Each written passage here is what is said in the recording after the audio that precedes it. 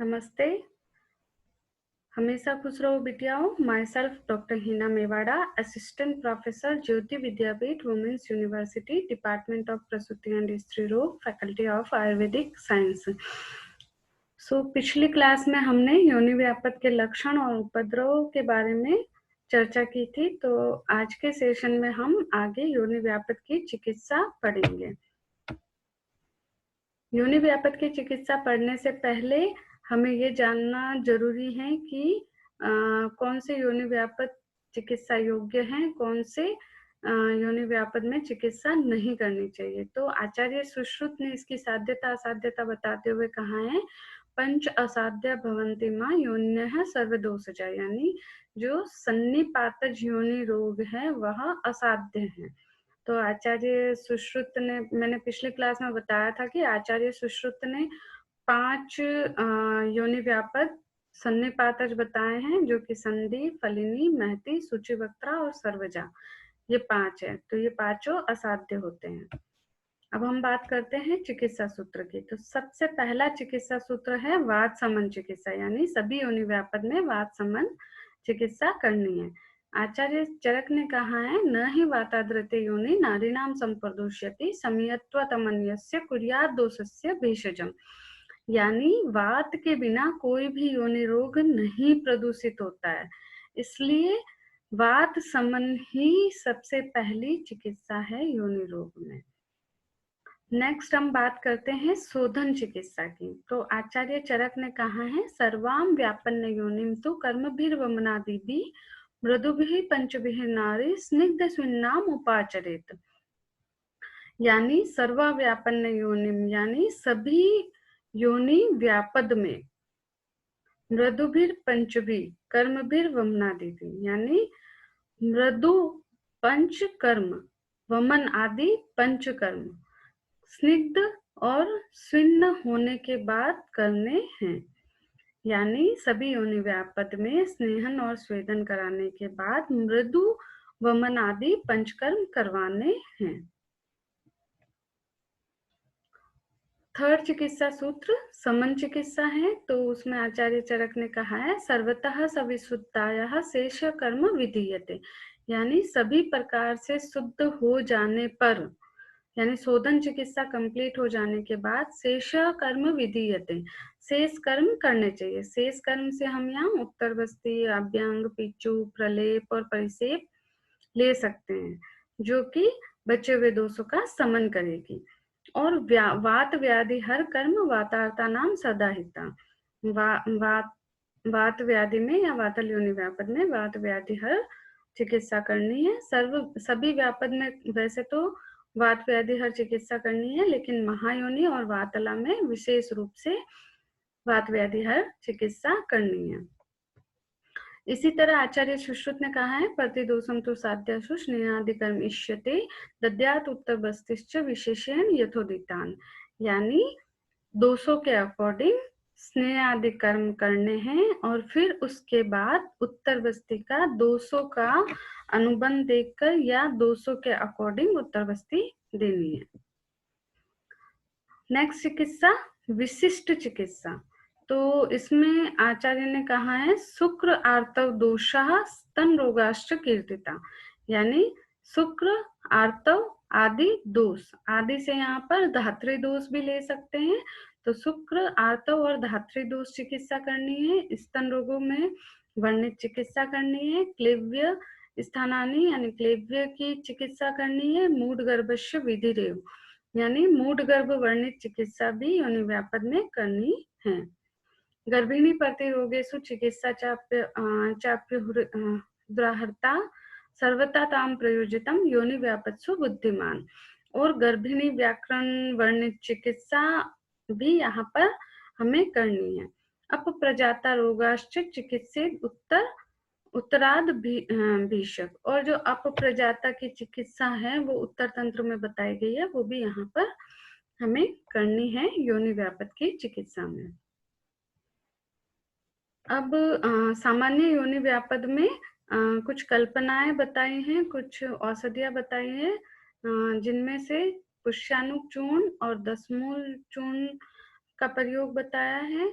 इसी तरह घृत में बृहत शतावरी घृत, फल घृत और फल कल्याण घृत, क्वाथ में न्योघृत आदि क्वाथ और महारासन आदि क्वाथ, और मोदक में जीरक आदि मोदक का प्रयोग बताया है।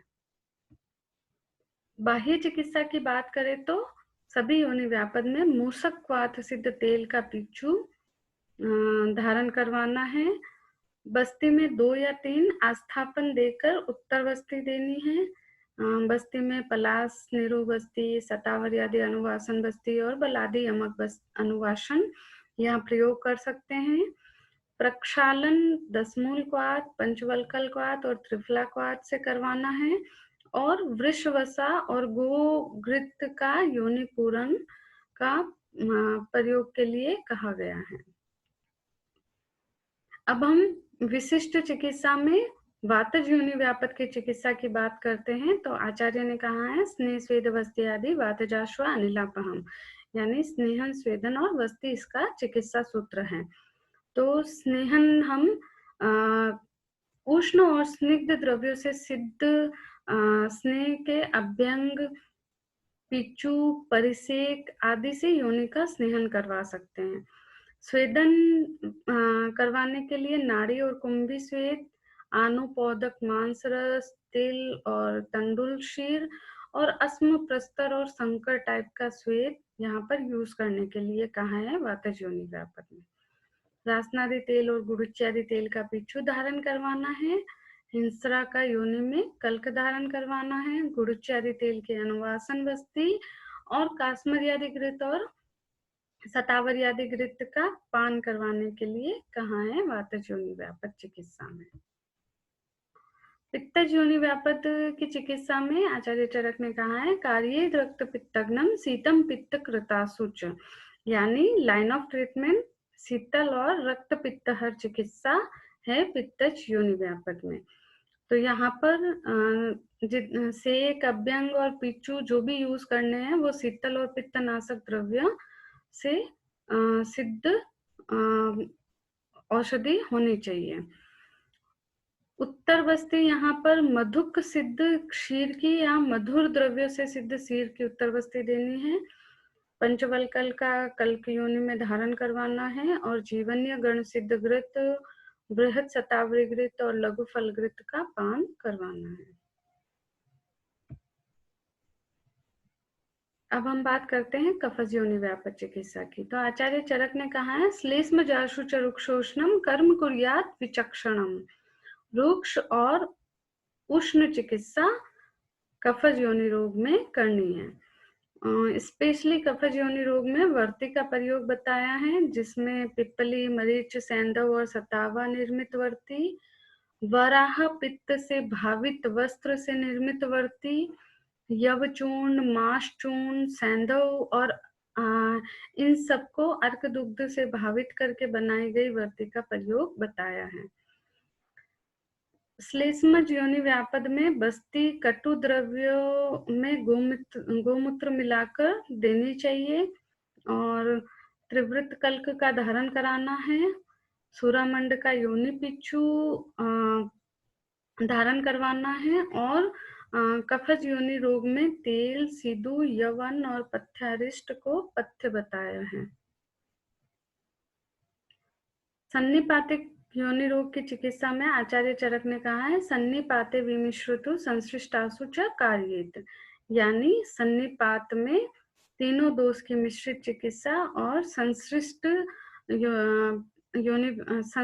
योनि व्यापद में उन दोषों की चिकित्सा करनी चाहिए। तो यहाँ पर सन्निपातज में साधारण क्रिया करनी है और आचार्य भाव प्रकाश ने दशांगी और श्रीमदा के पिच्चू का योनि में धारण के लिए बताया है। अब बात करते हैं उदावरता योनि व्यापक चिकित्सा की। तो उदावरता में त्रिवृत स्नेह से स्नेहन करवाना है, फिर मांस रस और क्षीर से स्वेदन करवाना है, 10 मूल क्षीर का पान भी करवाना है, 10 मूल क्षीर की बस्ती भी देनी है। त्रिवृत स्नेह की उत्तर बस्ती और अनुवासन बस्ती का यूज भी बताया है और यव और गोधूम से निर्मित उत्कारिका को योनि में धारण के लिए कहा है। इसके साथ ही वातनाशक चिकित्सा, रजत प्रवर्तनीवटी और काशी साध्यवटी का भी प्रयोग बताया है। आज का सेशन हम यही खत्म करते हैं। This session is powered by digital version 2.0. If you have any queries, please write in comment box, so I will resolve it. Thank you so much.